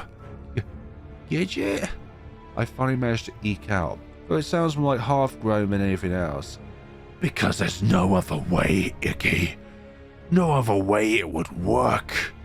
Everything has to be perfect. You don't understand. I've given up too much. It can't all be for nothing. All the blood says so otherwise. Now her fingers are digging into the skin of her cheeks. I need to be perfect. You need to be perfect. We need to be perfect. You need to make me perfect. Or else everything will fall apart. Now this is a bit more than just craziness. There is a hint of desperation here. Her body curls inwards. I can hear her breathe, ragged, see the tears gleam in her eyes. She takes a moment, just staring at the ground, staring through the ground. Then her arms fall to her sides. She smiles, walks towards me. I'll make this right. You're just broken, that's all. But I can fix you. I can fix us. So does that imply that you're broken as well? Hooks her arms under my legs and around my back. Lifts me from the chair. My head falls back limply as my arms splay out to my sides, like a broken ragdoll awaiting salvation. We're going to be so happy, Iggy. She places me down on the bed, just gazing down at me, her eyes quivering. What are you implying? Or maybe this when the darkest of the dark context warnings is about to unveil. Just you and me, our own family, our own perfect life. Bucks, where are you? I need you to save me.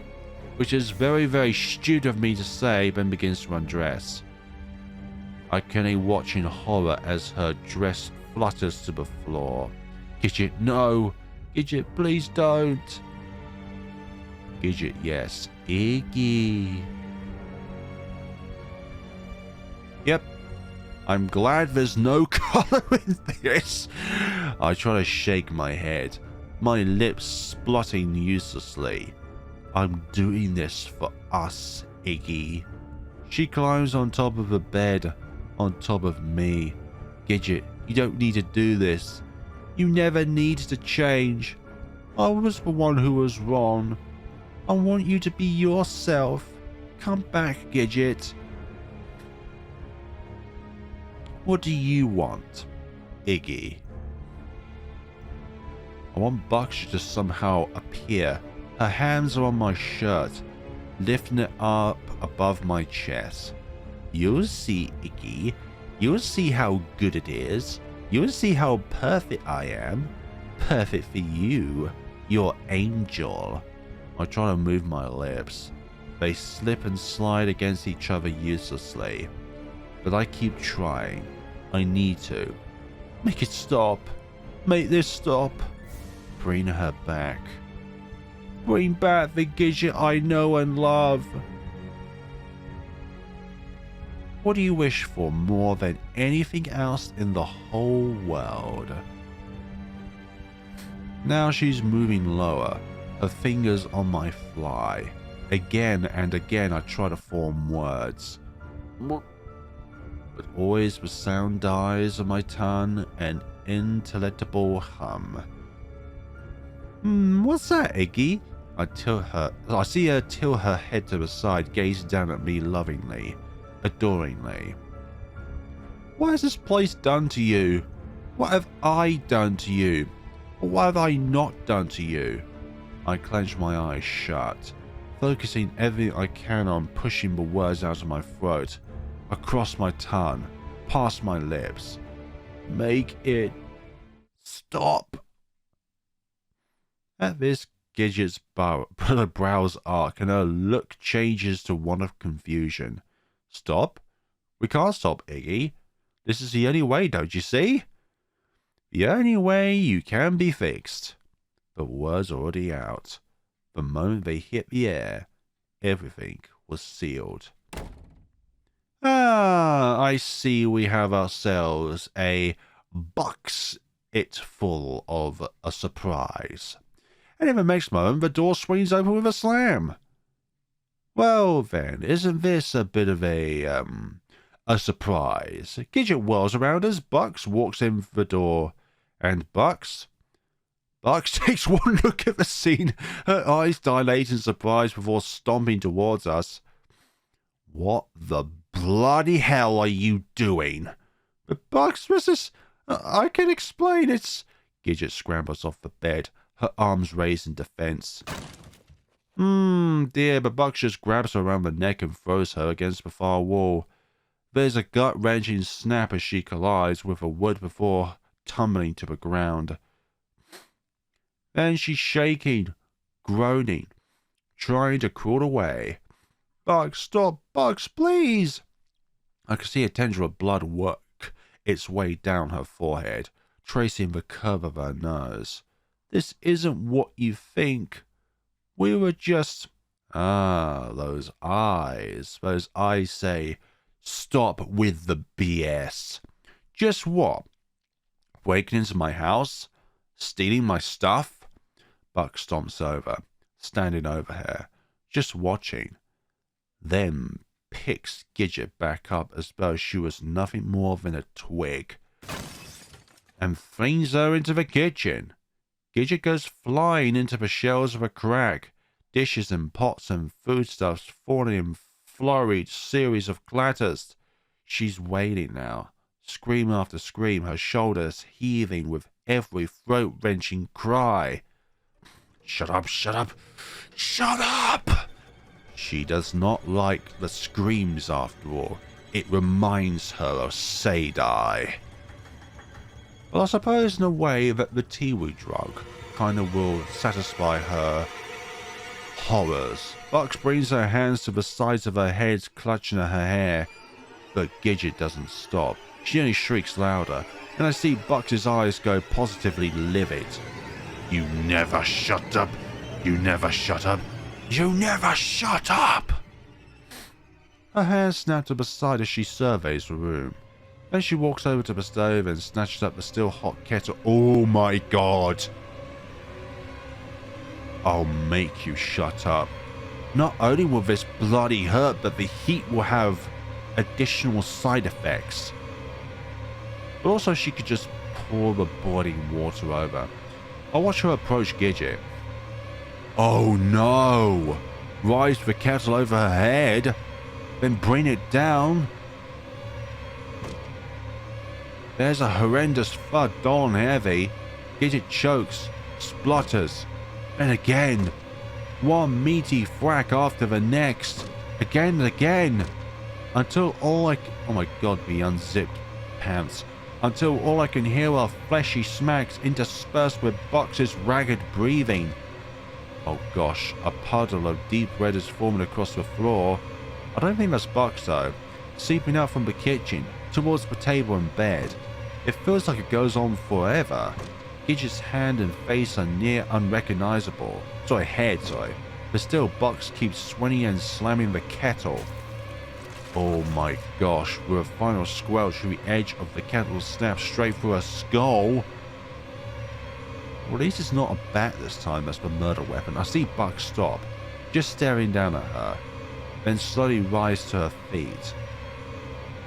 She stands there. Her hands, face, neck, everything red.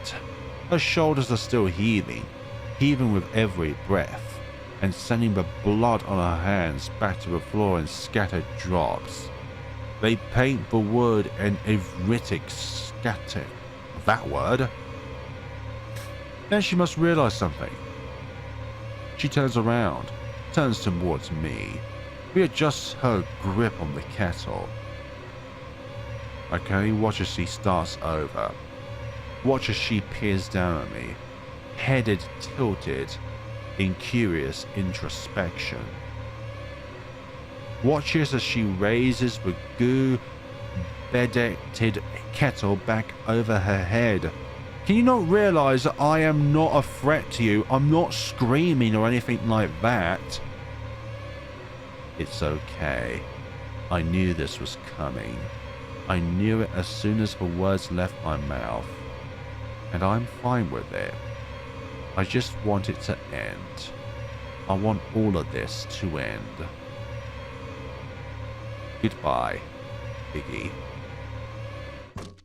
Then brings the kettle down on my head. At least she said it in a way that wasn't like wanting us to shut up. It was just a goodbye, Iggy. Regardless of her tone of voice, if she was speaking then and there. Bloody hell. For me, that was the most heart-wrenching part. The part where Iggy had to make the ultimate sacrifice and snuff out the life of Genzu here, which was, as I said earlier, the most merciful way in order to actually end Genzu's suffering. Like, he was just standing there limplessly. He doesn't have any kind of purpose in that state. And the only way to rid of a life that is in internal pain is to, unfortunately, snuff it out. Because there's no other cure to it. It's, in its own way, a merciful way of clutching a life, or snuffing life out of something. If it has no purpose left, he couldn't walk, and unfortunately he was put back into the state that he was pre-Wonderland, blind. So, it's very, very dark to say that, but in everything that you can think of, the most merciful way that you can think of removing a life that has no purpose left through possibly even the eyes of the sufferer itself is for that life itself to be snatched out.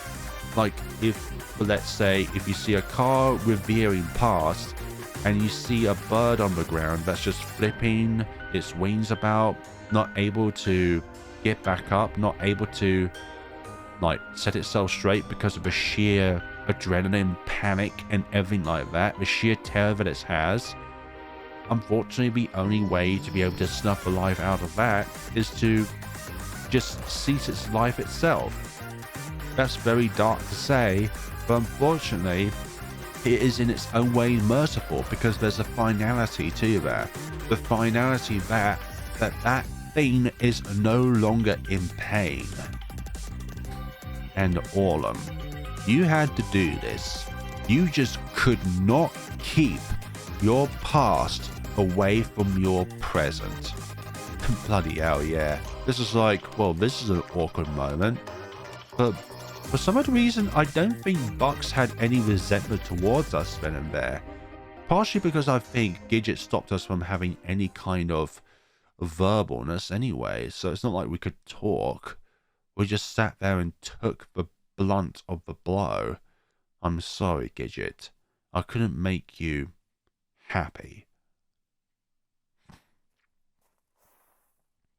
So you have yourself 4 different promises. Yourself, Genzu, all of them, and no Gidget. Happy? Happy. Yes, I need to make her happy. I need to make all of them happy. I need to, for a single moment, I remain peaceful, blissfully calm within the darkness of my eyelids. Then, with a jerk that nearly bends my spine in half, I sit up. Straight up. Every joint, every muscle, every fibre of my body ramrod straight. And my heart, my bloody heart, I can feel it in my fingers, my ears, my head, my eyes. Then comes the nausea, bubbling, frothing, rising up, erupting, so fast I almost didn't catch it. I slap a hand to my mouth, try desperately to hold it in as I stumble from the bed and race towards the bathroom. I'm amazed I can actually keep talking for this long. I barely make it. Half sipping on the towel as I wrench open the toilet seat and plunge my head inside. Oh gosh. The sound of that also adds to the emotions or the environment that we're in now. Then it's spitting out in heaving gasps that make my head from so much it's like I'm ejecting everything inside of me. My fingers shake around the porcelain, holding it so tightly the muscles bulge, and tears and snot dribble down my chin to join the goopy, saliva-ridden muck. Once the convulsions finally die down, I let myself fall back. My tailbone collides angrily with the groat. I wonder if my neighbour is out there putting the bins away again. I'm shivering now. I can feel things. My arm is gone. My leg. Numbing shocks all over my body. Red filling up my eyes. The sensations come all at once and all over. To the point that I have to curl in on myself, face buried in my knees, to keep from screaming. But the noise still does escape, like a throaty, desperate hum on my lips. My heart feels like it's being ripped in two again and again and again. A deep, guttural sense of hopelessness. I see them. I see all of them. Every horrific detail. In pain, agony, dying again and again and again. I bring my hands to my face, to my eyes, trying to block out the images, but nothing stops them. Nothing stops the visceral sensations of despair digging into my skin like scalpels threatening to rip me open. I remember. I remember everything. What happens now? Arc 5. What brings about the finale? Ooh. And there's a blur to that.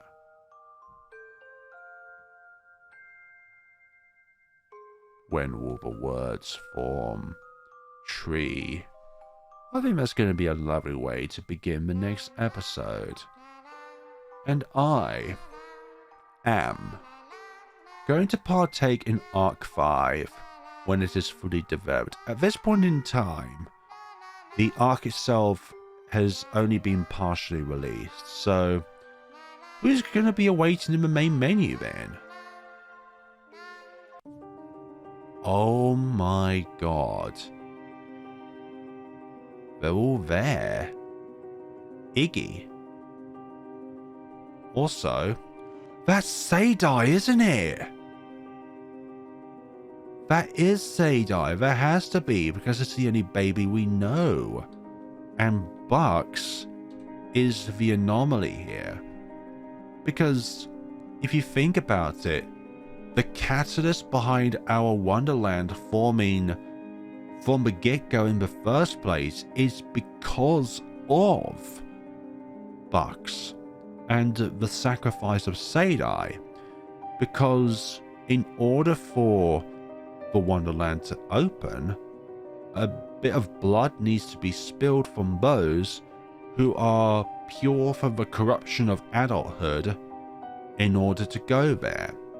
But unfortunately, Bucks was angry with Sadai enough because of Bucks' own resentment towards her own child. So, in a way, Sadai was the sacrifice, the entire sacrifice of all that. So, Arc 5. Oh, wait, sorry, Arc 4. Let's see.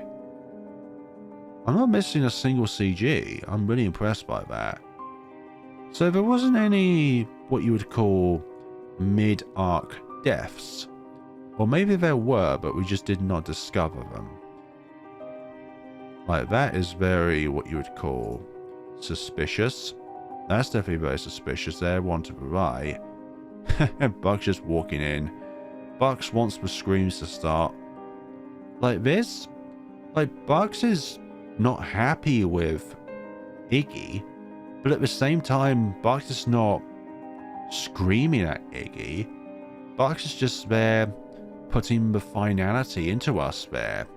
Like, Bucks knows that we were at the point where we could not even talk, so maybe that would make Bucks' resentment towards Iggy just a little bit less because we're not screaming, we're not reefing in pain and agony, or just the fact that we can't even talk because we're a bloody baby. I don't mean bloody as in like I hate babies. It's just the fact that babies scream and cry. That's the only way that they can converse and communicate. And Bucks, I swear, after all the time in which she had to tolerate her baby's screams, she flipped. She just simply said, I have had enough of this. And took Sadai to the forest and oofed. Oh god, that bug again. And oofed Sadai's existence out of the living world. So, what can I predict for Arc 5? Well, I feel it's going to be a longer arc than the previous 4. I feel like it's going to be before Arc 1 going to Our Wonderland, so the introduction where we're all at the party. And I also feel like there's going to be some origin story explaining their original trip down into the Wonderland. So, I don't think there's been anything throughout this game so far, unless there's been little bit of snippets, that hints towards their original visit down into Our Wonderland for the very first time, because what occurred in the Wonderland when they first went in there, when they were all free of adulthood corruption, as they were still kids back then? I don't know, but I truly love this game. It is emotional. It really pulls at you if you are into the story of this game. And visual novels are not for everyone. And the themes that go on for this game are not for everyone. But I believe that the darker a story is, the more that if the characters are fleshed out, can you really latch onto them and be able to sympathize with them at the very least, or if you've witnessed their own kind of perils in your own shoes and hands, can you empathize with them?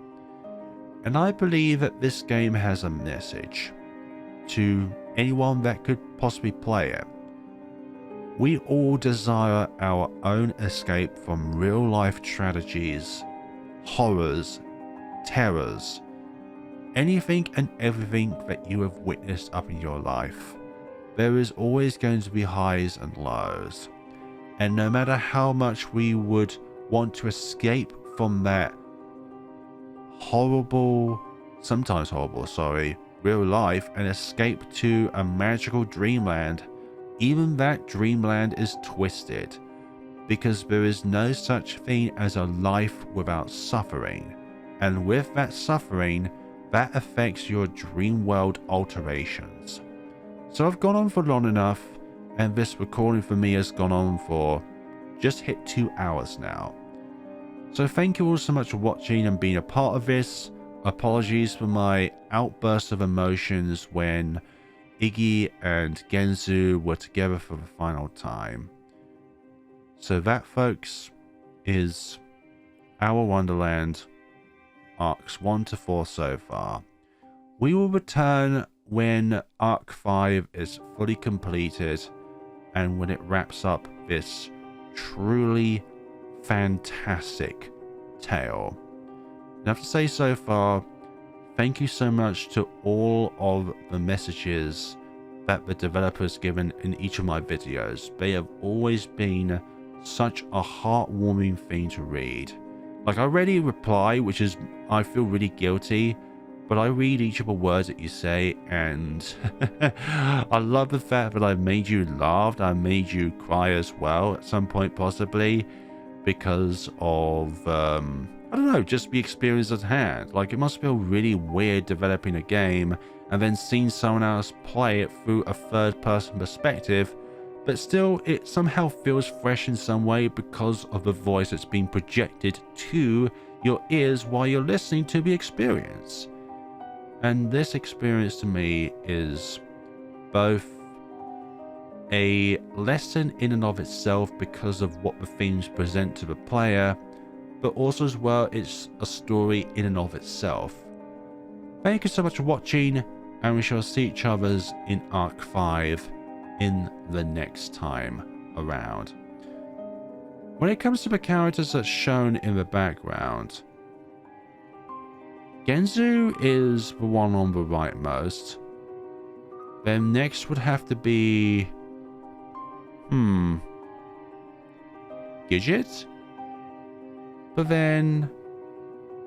somehow about the portraits makes me feel like there's two different versions of the same character, because it looks like Box is over on the leftmost. Okay, so my bad. So it's all 5 characters, but Box is over on the leftmost side. So it have to be Genzu, Orlum, then Gidget, and then Bucks, going from right to left.